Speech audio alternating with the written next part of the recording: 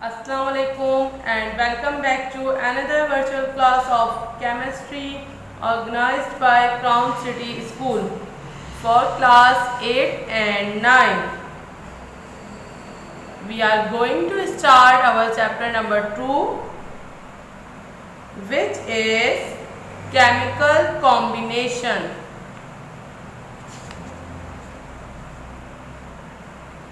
Before we going to start chemical combinations, we should know about the chemical reaction. इससे पहले कि हम अपना चैप्टर स्टार्ट करें और केमिकल कॉम्बिनेशन के बारे में स्टडी करें, हमें ये पता होना चाहिए कि केमिकल रिएक्शंस क्या होते हैं।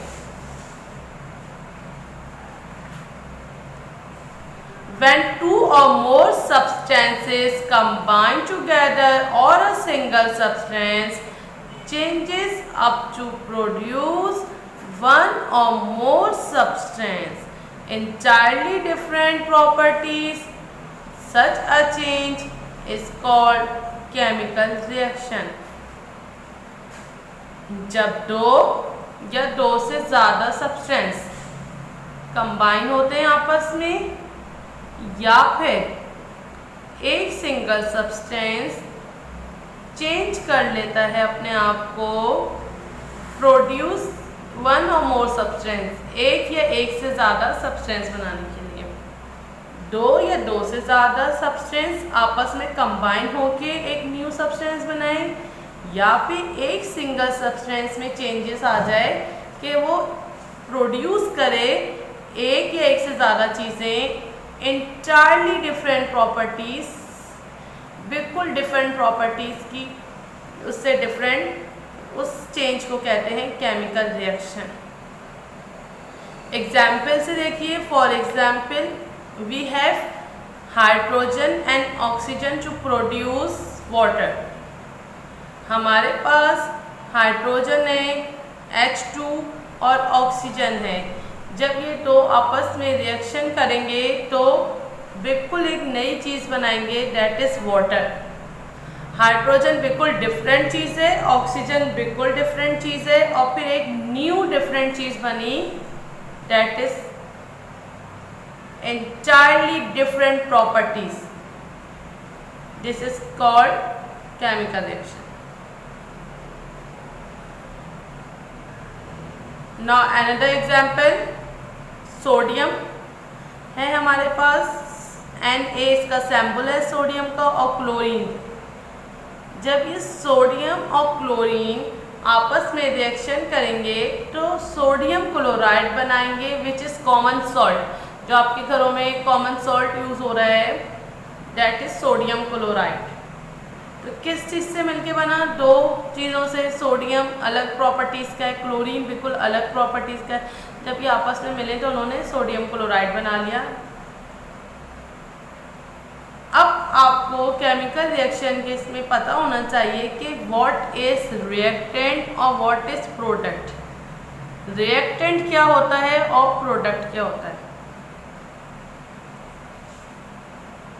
The substance with which a chemical reaction starts is called reactant. Reactant are written on the left side of the chemical equation. वो सब्सटेंस जिससे केमिकल रिएक्शन स्टार्ट हो उसे हम रिएक्टेंट कहते हैं, और ये केमिकल इक्वेशन के लेफ्ट साइड पे लिखा जाता है। ये आपका रिएक्शन हुआ, इसे हम एक इक्वेशन में लिखा है, इसे कहेंगे केमिकल इक्वेशन। कि फार्मूला लिखा और बता दिया दो चीज़ें मिली, एक चीज़ बन गई, ये केमिकल इक्वेशन है। अब इसमें आपको पता करना है कि रिएक्टेंट कहाँ है। तो रिएक्टेंट वो होता है जिससे केमिकल रिएक्शन स्टार्ट हो रहा है। रिएक्शन स्टार्ट कैसे हो रहा है? यहाँ से हो रहा है, तो ये क्या है? ये रिएक्टेंट है। एंड लेफ्ट हैंड साइड पे है ना, तो इसे हम कहाँ लिखते हैं? रिएक्टेंट को लेफ्ट हैंड साइड पे, और यहाँ से केमिकल रिएक्शन स्टार्ट होता है।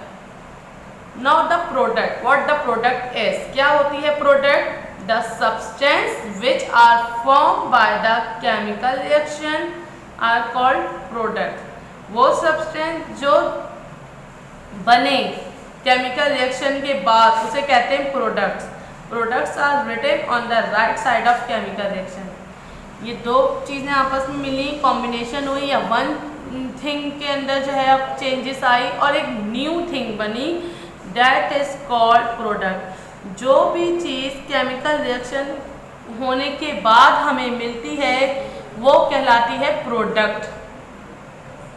और प्रोडक्ट जो है वो right side of chemical equation पे लिखी जाती है। जैसे ये इक्वेशन है आपकी और ये राइट साइड पे जो है ये हमें क्या मिला, product, reactant and then product. Chemical reaction क्या था, जब दो या दो से ज़्यादा चीज़ें आपस में केमिकली कंबाइन हो या फिर सिंगल सब्सटेंस के अंदर चेंज आ जाए और इन दोनों सूरतों में कोई एक नई चीज़ हमारे पास आए जिसकी बिल्कुल डिफरेंट प्रॉपर्टी है, कोई एक नया प्रोडक्ट हमारे पास आए, उसे हम कहते हैं chemical reaction. Now come to the next topic which is chemical combination. Chemical combination क्या होता है? The combination of elements to give compound और a chemical change are governed by some empirical laws known as law of chemical combinations। Chemical elements का combined होके compound banana, that is chemical combination. या फिर जैसे कोई भी reaction हो रहा है उसमें एलिमेंट्स को देखकर कुछ लॉ उस पर इम्पोज होते हैं कि अब ये इस तरह का एलिमेंट है तो ये इस तरह के लॉज उस पर इम्पोज होंगे, that is called law of chemical combination या फिर केमिकल कॉम्बिनेशन। जैसे कोई भी रिएक्शन हो रहा है तो उससे पहले जो है वो कोई लॉ बन रहे हैं, फिर रिएक्शन किसी न किसी लॉ को ज़रूर फॉलो करेगा। प्रीवियस वीडियोस में I have discussed scientific law. ये साइंटिफिक लॉ क्या होता है आपको डिटेल में समझाया था कि किसी भी बात को ऑब्जर्व किया जाता है और उस पर बहुत ज़्यादा रिसर्च होती है, जाके फिर एक साइंटिफिक लॉ बनता है। इसी तरीके से हमारे पास 4 डिफरेंट लॉज हैं। तो केमिकल एलिमेंट्स को देख करके किस तरह कंबाइन हो रहे हैं तो हमें पता चल जाता है कि इस पर कौन सा लॉ इम्पोज होगा। 4 टाइप्स हैं लॉ की। केमिकल कॉम्बिनेशन के जो लॉज हैं वो 4 हैं। Law of conservation of mass, second one is law of constant definite proportions, number 3 law of multiple proportions, number 4 law of reciprocal proportions. कोई भी केमिकल रिएक्शन होगा इनमें से कोई ना कोई लॉ उसमें अप्लाई हो रहा होगा, किसी लॉ के तहत जो है वो रिएक्शन होगा, केमिकल इक्वेशन बनेगी और फिर देन प्रोडक्ट हमें हासिल होगा।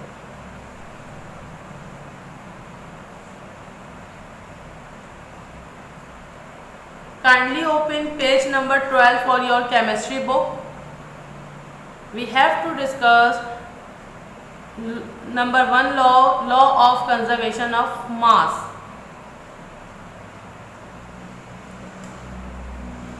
Law of conservation of mass French chemist Lavoisier ने पेश किया था 1785 में और उसने पूरा वर्क करके एक समराइज किया अपने वर्क को एक स्टेटमेंट में।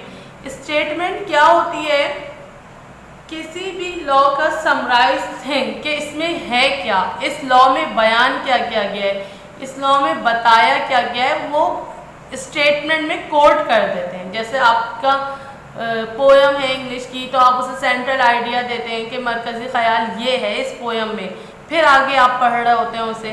तो इसी तरीके से लॉज में स्टेटमेंट आपको दी जाती है कि इसमें ये चीज़ है इस लॉ में, अब फिर उसे आपको एक्सप्लेनेशन दी जाती है, समझाया जाता है। तो इस लॉ का स्टेटमेंट क्या है? Law of conservation of mass French chemist Lavoisier ने जो है इसे पेश किया, फॉर्मुलेट किया और इसका स्टेटमेंट ये है, mass is neither created nor destroyed during a chemical reaction. In other words, in any chemical reaction, the initial weight of reacting substance is equal to the final weight of the product. ये आपका statement है। इस बात के जरिए इन्होंने ये law पेश किया। क्या कहा इन्होंने? मास इज नाइदर क्रिएटेड, कोई एक्स्ट्रा वजन मास नहीं क्रिएट होगा, ना ही ख़त्म होगा केमिकल रिएक्शन के दौरान।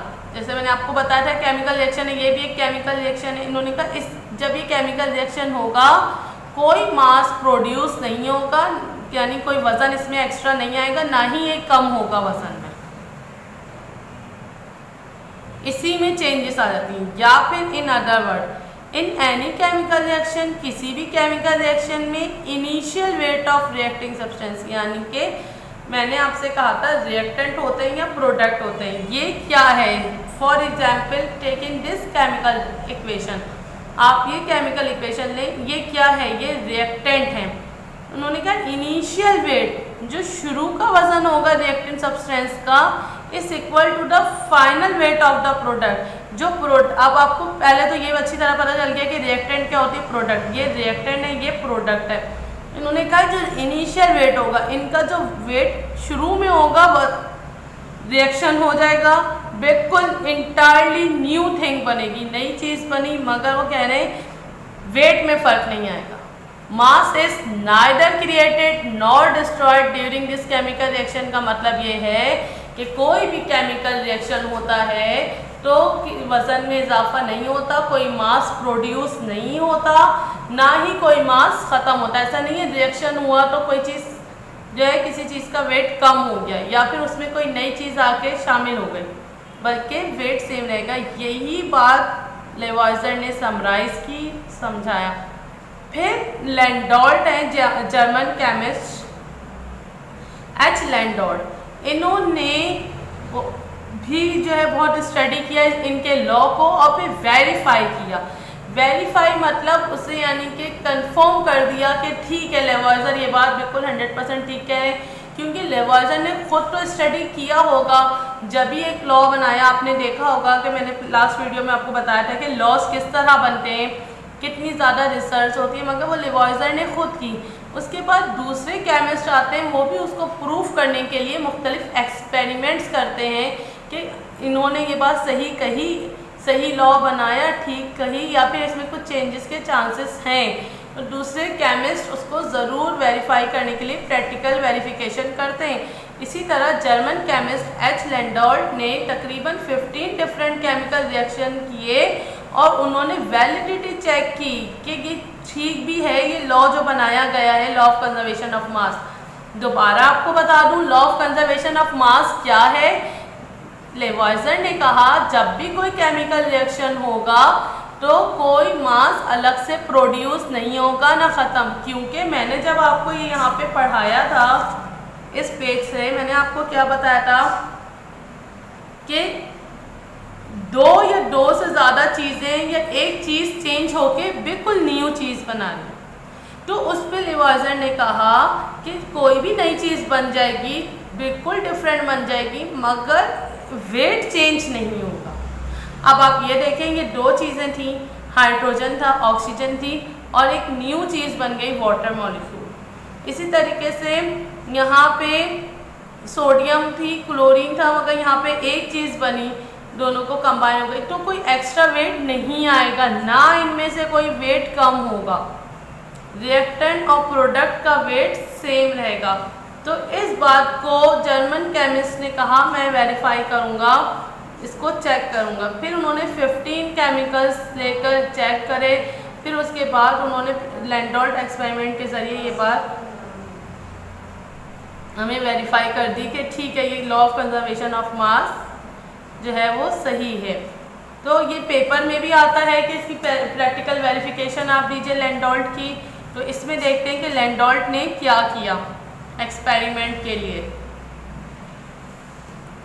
इसने एच शेप ट्यूब ली ये देखिए ये एक ग्लास ट्यूब है, ये शीशे की ट्यूब है, इन्होंने ली एच शेप की।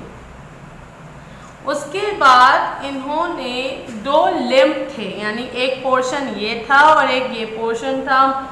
इन्होंने दो केमिकल लेकर रिएक्शन किया। तो दो केमिकल उन्होंने कौन कौन से लिए? एक पहले इन्होंने लिम्ब ए बना दिया, एक पोर्शन ए बना दिया, एक पोर्शन बी बना दिया, जिसे इन्होंने लिम्ब का। अच्छा, अब ए में उन्होंने एक केमिकल लिया AgNO3 सिल्वर। Ag क्या है? Silver nitrate.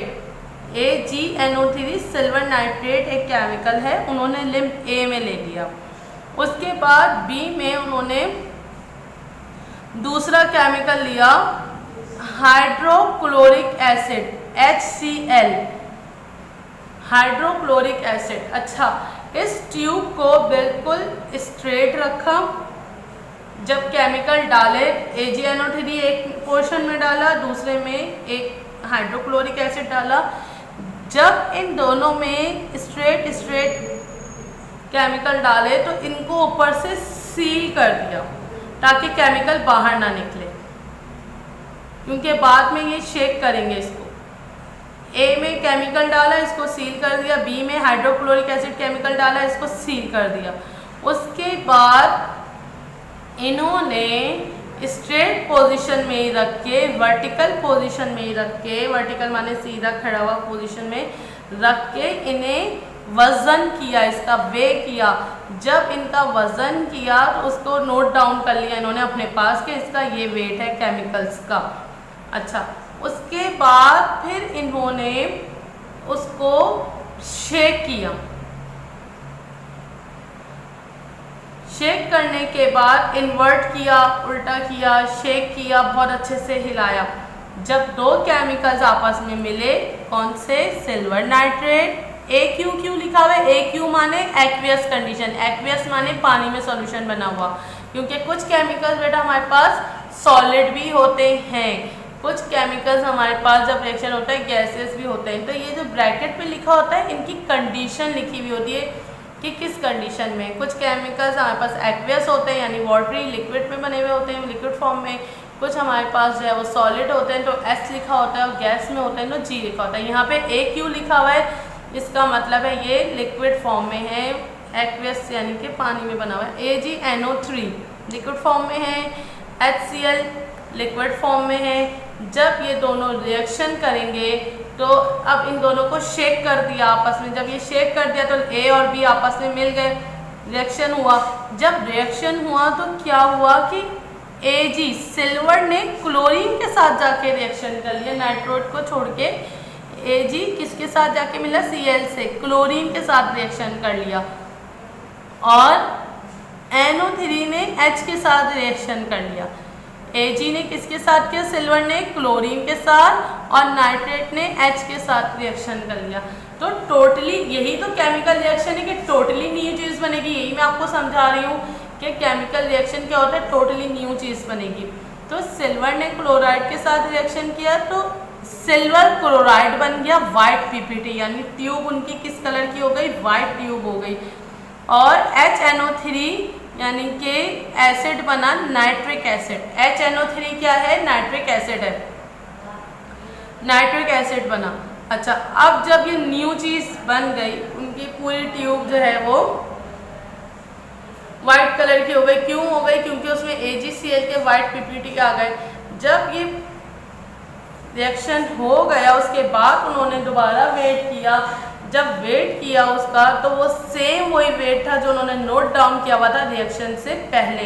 तो लैंडोल्ट ने इस लेवाइजर के लॉ को वेरीफाई कर दिया कि ये लॉ लेवाइजर ने ठीक पेश किया है कि mass is neither created nor destroyed during a chemical reaction. क्योंकि जब रिएक्शन हुआ, ये दोनों चीज़ें आपस में मिल गई तो ये बात डन हो गई कि कोई मास में इजाफा नहीं हुआ, ना ही कोई मास में कमी बेशी हुई, और रिएक्शन भी होके नई चीज़ हमें मिल गई। ठीक है, in the next video we will discuss more laws, which is law of constant proportions, law of multiple proportion and law of reciprocal proportions. Till then take a very good care of yourself. अल्लाह हाफिज़।